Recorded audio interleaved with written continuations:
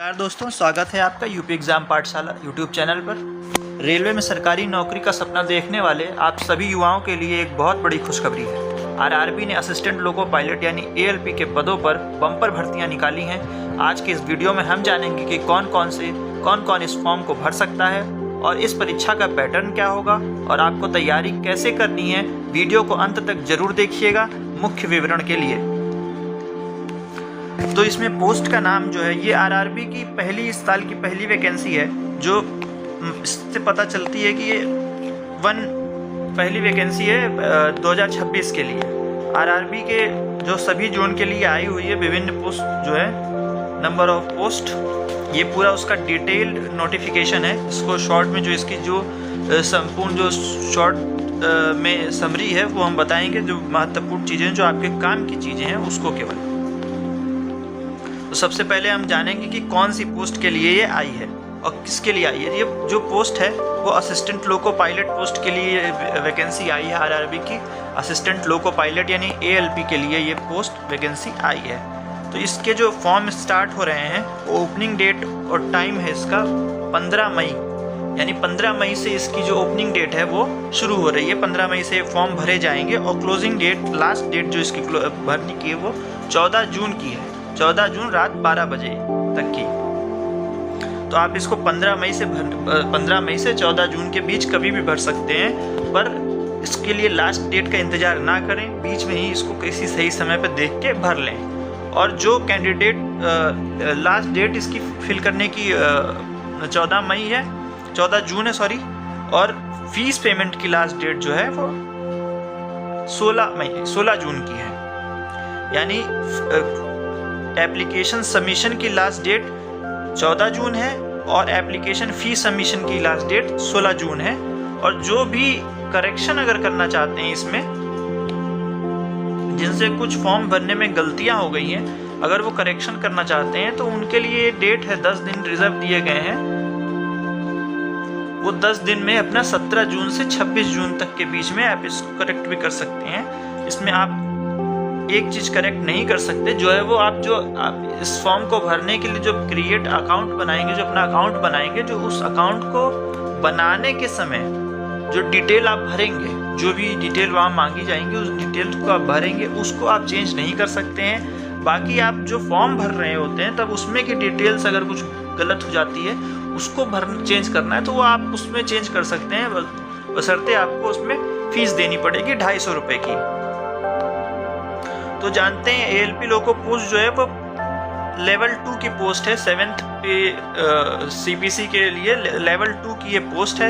Initial पे जो है इसमें 19,900 रुपये की है। मेडिकल स्टैंडर्ड A1 का रहने वाला है और एज 1 जुलाई 2026 से 26 तक कोई 18 से 30 साल तक के लिए होना चाहिए। मैक्सिमम 30 साल तक होगा, इस 30 साल से ऊपर नहीं।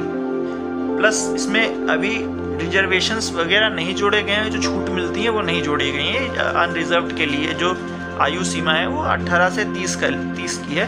जो टोटल वैकेंसीज रहने वाली हैं वो 11,127 रहने वाली हैं, सारे आरआरबीज को मिलाकर के।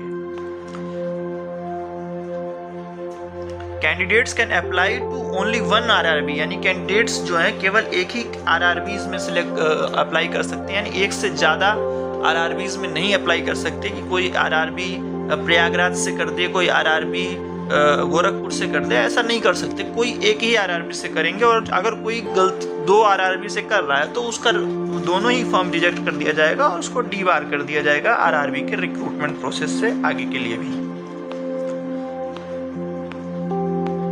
जैसा कि हमने देखा है कि इसमें जो एज है वो 18 से 30 साल तक के लिए है।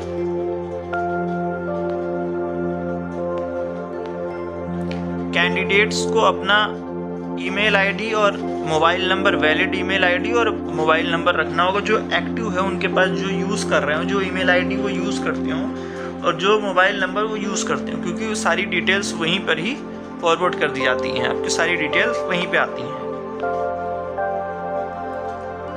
आपको क्रिएट अकाउंट में यहाँ साफ लिखा हुआ है कि क्रिएट अकाउंट में कोई चेंज नहीं कर सकते हैं। Chosen RRBs can not be change, यानी जो आरआरबी आपने चूज कर ली है एक बार, वो बदली नहीं जा सकती है कि बाद में आप सोचें कि मुझे तो गोरखपुर से मैंने भर दिया, अब यहाँ से मेरा मन नहीं है, मेरे को भरना है गुवाहाटी से, तो गुवाहाटी से आप नहीं कर सकते। आप एक बार जो चूज कर लिए वहीं पे रह सकते हैं।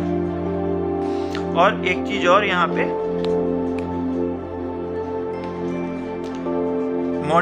पेइंग ऑफ मॉडिफिकेशन फीस 250, यानी जो आप मॉडिफिकेशन करते हैं, यानी जो गलती हो जाती है आपको फॉर्म भरने में, अगर आप उसको चेंज करना चाहते हैं तो जो आखिरी में 10 दिन जो आपको दिए गए थे 17 जून से 26 जून के बीच में, वो उसमें मॉडिफिकेशन आप कर सकते हैं। क्रिएट एन अकाउंट में भरी गई डिटेल्स और आरआरबी को बिना चेंज किए वाली डिटेल्स के अलावा, लेकिन उसके लिए भी आपको 250 रुपये मॉडिफिकेशन फीस देनी पड़ेगी, जो कि नॉन रिफंडेबल होगी, यानी वो आपको वापस नहीं मिलेगी अगर आपने चेंज नहीं भी किया तो।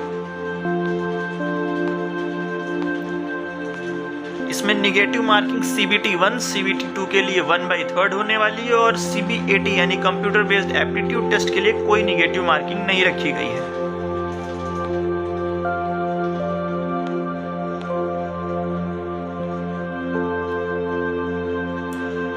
फ्री ट्रेन ट्रेवल जो है वो फ्री स्लीपर रेलवे क्लास जो रेलवे पास है वो एडमिसिबल है SC और ST कैंडिडेट्स के लिए, अगर उन्होंने ऑप्शन में एप्लीकेशन फॉर्म में ऑप्शन में दिया है SC और SC कैंडिडेट्स के लिए, तो वो अपना एक जो सर्टिफिकेट है वो अपने पास रखें। और CBT जो दोनों हैं और CBAT DV मेडिकल एग्जामिनेशन सब के लिए वो काम करेगा। ये जो पास है रेलवे पास, आपको फ्री ट्रैवलिंग मिलेगी इस एग्ज़ाम को देने के लिए, अगर आप कहीं दूर एग्ज़ाम सेंटर पड़ता है तो।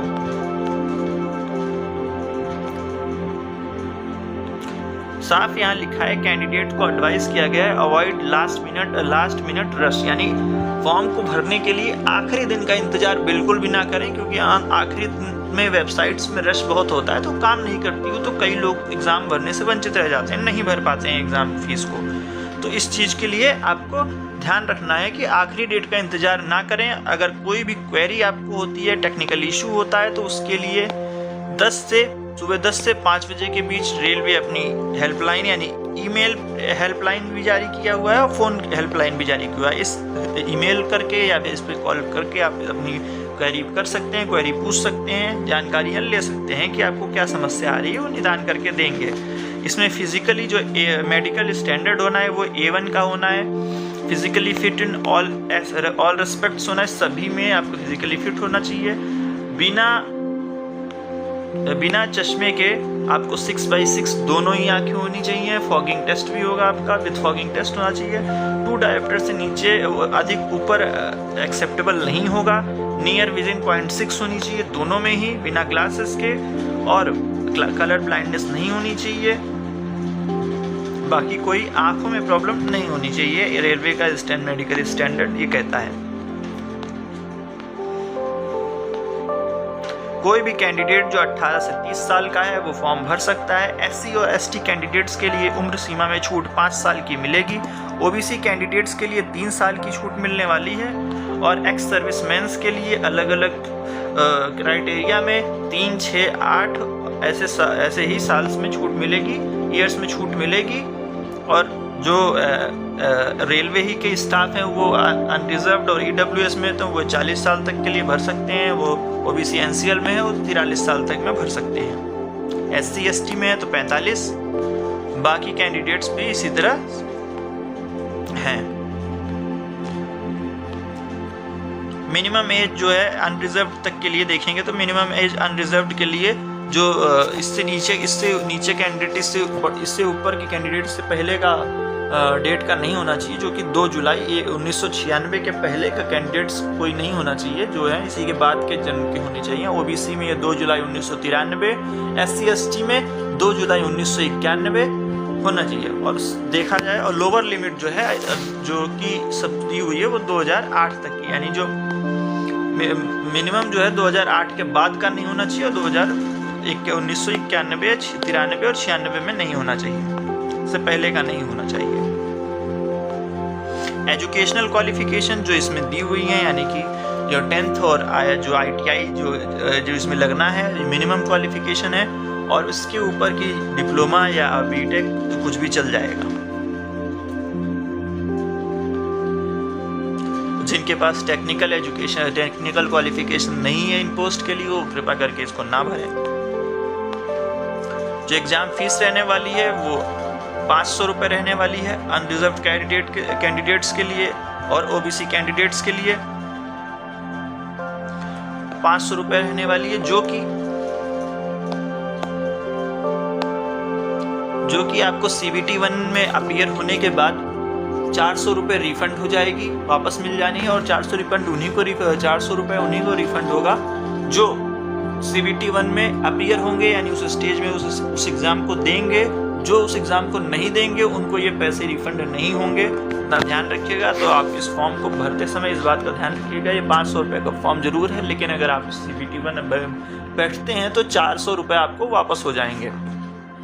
इसी तरह SC ST ex serviceman, female transgender minorities EBC के लिए ये जो फीस है वो 250 रुपये रखी गई है, और उनको ये सारी फीस 250 की 250 पूरी ही रिफंड कर दी जाएगी अगर वो CBT 1 में बैठते हैं। तो अपीयर होना जरूरी है, ये शर्त है रेलवे की, RRB की, कि आपको फर्स्ट CBT में अपीयर होना जरूरी है, तभी आपको फीस रिफंड करेंगे।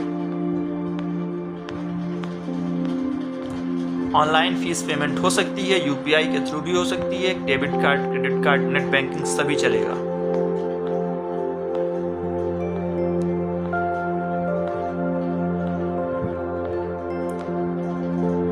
रिक्रूटमेंट प्रोसेस जैसा RRB का होता है वो 3-4 स्टेजेस में होता है। सबसे पहले होगा फर्स्ट CBT 1 होगा, फिर जो CBT 1 क्वालिफाइंग कर जाएगा, CBT 1 क्वालिफाइंग होगा, यानी कि इसके मार्क्स आगे में नहीं जुड़ते हैं।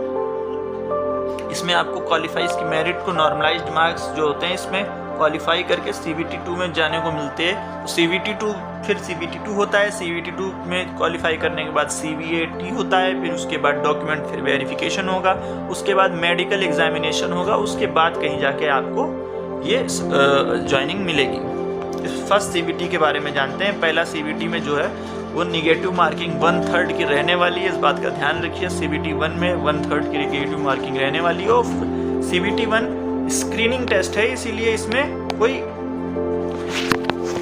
क्वालिफिकेशन मार्क नहीं जुड़ने वाले, इसको बस क्वालिफाई करना है, यानी कि इसमें जितने भी नंबर लाएंगे वो आगे जुड़ने वाले नहीं। ये स्क्रीनिंग टेस्ट है, स्क्रीनिंग एग्जाम है CBT 2 के लिए। तो जो भी CBT 1 को क्वालिफाई करेगा वो CBT 2 में जाएगा, और इसके लिए आपको marks of CBT 1 shall not counted while preparing the final panel, यानी जो फाइनल बनता है उसमें CBT 1 के मार्क्स नहीं जुड़ेंगे। पैटर्न क्या रहने वाला है CBT 1 का, ये 60 मिनट का पेपर रहने वाला है, जिसमें 75 क्वेश्चन रहेंगे, मिनिमम मैक्सिमम मार्क्स भी 75 रहेंगे, यानी एक क्वेश्चन 1 मार्क का रहने वाला है। There shall be a negative marking of 1/3, यानी 1/3 निगेटिव मार्किंग रहने वाली है। Normalization will be done for the CBTs held in multiple shifts। अगर CBT मल्टीपल शिफ्ट्स में हो रहा है तो जाहिर सी बात है नॉर्मलाइजेशन होगा। मिनिमम पास परसेंटेज जो चाहिए UR और EWS के लिए 40% चाहिए, OBC NCL के 30% चाहिए, और SC के लिए 30% और ST के लिए 25%, यानी इतने तो चाहिए ही चाहिए। इसके सिलेबस में मैथमेटिक्स है, मेंटल एबिलिटीज़ है और जनरल साइंस है। फिर सेकंड स्टेज जो है इसकी CBT 2 है, यानी short listing of candidates for CBT 2 shall be done RRB wise and community wise as per their normalised marks merit in CBT 1 among the candidates who have chosen the same RRBs only, यानी जो short list होंगे CBT 2 के लिए उनको particular RRB wise जो RRBs उन्होंने चुनी है उसके जो कट ऑफ आएंगी उनकी नॉर्मलाइज स्कोर के अकॉर्डिंग वो उसमें क्वालिफाई करेंगे, वही CBT 2 को दे सकते हैं। जो CBT 1 में उनके RRBs के लिए क्वालिफाई करेंगे और सेम RRBs के लिए ही वो क्वालिफाई करेंगे। ऐसा नहीं है कि पहले में दूसरी RRBs लगा दें, तीसरे में CBT 2 में दूसरी RRB में क्वालिफाई के लिए अपने आप को डिमांडिंग समझने लगे, बिल्कुल ऐसा नहीं होने वाला है।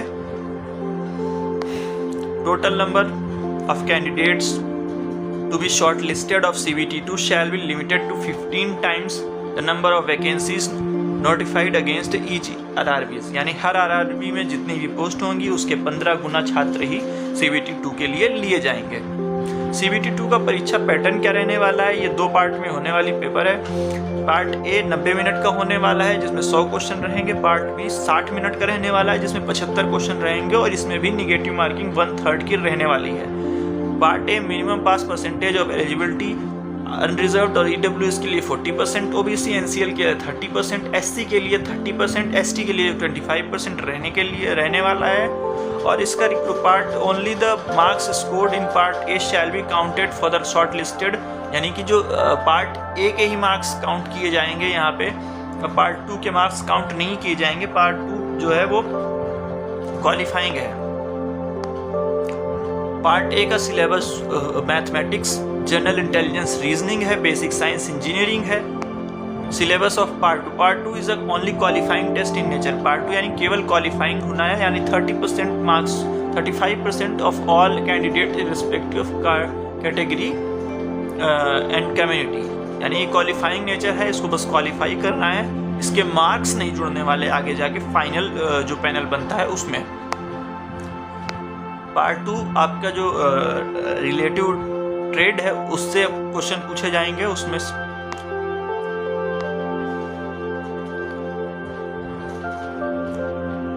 क्वालिफाइंग मार्क्स जो है CBT A1 के लिए, the CBT shall be only in English और Hindi, there shall be no negative marking, यानी CBAT जो होने वाला है, एप्टीट्यूड टेस्ट जो होने वाला है, कंप्यूटर बेस्ड एप्टीट्यूड टेस्ट, उसमें कोई नेगेटिव मार्किंग नहीं होने वाली। इस बात का हमको ध्यान रखना है। इतनी सारी स्टेजेस क्वालिफाई करने के बाद डॉक्यूमेंट वेरिफिकेशन का नंबर आएगा, फिर डॉक्यूमेंट वेरिफिकेशन आपको होंगे। यहाँ पे एक बात ध्यान रखनी है, the merit shall be prepared RRB wise only from amongst candidates qualifying in the CBAT, the marks obtained in part A of CBT2 and the score obtained in the CBAT shall be given weightage in the ratio of 50-50, यानी कि जो CBT2 में part A का score है और CBAT का score है उसमें 50-50 का रेशियो लिया जाएगा। CBT2 का पार्ट बी का कोई स्कोर काउंट नहीं होगा, वो केवल क्वालिफाइंग है। CBT1 केवल क्वालिफाइंग है। पार्ट ए जो है CBT2 का उसका 50% स्कोर और CBAT का 50% स्कोर ही काउंट किया जाएगा। 50-50% वेटेज होगी। पार्ट ए ऑफ CBT2 के 50% वेटेज है, CBAT का 50% वेटेज है। आपको इसके फॉर्म भरने के लिए आपको सबसे पहले एक अकाउंट क्रिएट करना पड़ेगा, उसमें अपनी जानकारियां भरनी पड़ेंगी। ध्यान रहे जब क्रिएट अकाउंट आप कर रहे हो तो उस समय जानकारी एकदम सही भरिएगा, क्योंकि वो चेंज नहीं हो सकती है कभी भी, किसी भी स्टेज में वो चेंज नहीं होगी। तो उसको आप ध्यान से भरिए। भले फॉर्म भरते समय थोड़ी गलतियां चल जाएंगी, क्योंकि उसके लिए आपको मौका मिल सकता है आखिरी में 10 दिन का, लेकिन इसके लिए कोई मौका नहीं है। इसको जो भरा जाएगा वो चेंज नहीं हो सकता है, वो करेक्शन नहीं किया जा सकता।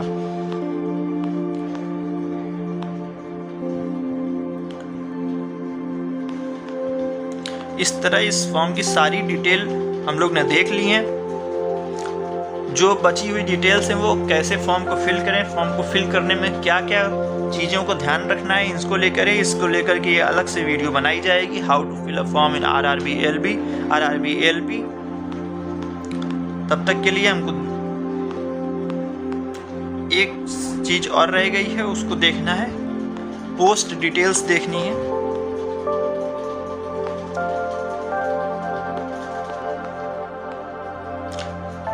कौन सी जोन में कौन सी पोस्ट आई हैं। तो ये सभी जोन RRB के सभी जोन में पोस्ट आई हुई हैं। तो उनको देखना, सबसे ज़्यादा पोस्ट जो है मुंबई के CR जोन में है यहाँ पे, यानी 1078 पोस्ट यहाँ पे है। इस पोस्ट को आपको देख लेना है, किस पोस्ट में आपको अप्लाई करना है, किस में नहीं करना है, ये आपको तय करना है। पोस्ट वाइज, वैकेंसी वाइज आपको चेक करना है। उसके बाद ही आपको ध्यान से भरना है, क्योंकि जो आप एक बार RRB के जोन आप सेलेक्ट कर लेंगे उसको आप चेंज नहीं कर सकते। उसी RRB जोन पे आप आखिरी तक उसको फॉर्म को भरना पड़ेगा, आपको उसी के अकॉर्डिंग ही चलना पड़ेगा। धन्यवाद आपका वीडियो के अंत तक बने रहने के लिए, शुक्रिया, धन्यवाद। वीडियो अच्छी लगी हो तो लाइक करें, शेयर करें, सब्सक्राइब करें और कमेंट में ज़रूर बताएं। दिल का लाइक बटन ज़रूर कमेंट में करें। धन्यवाद आपका।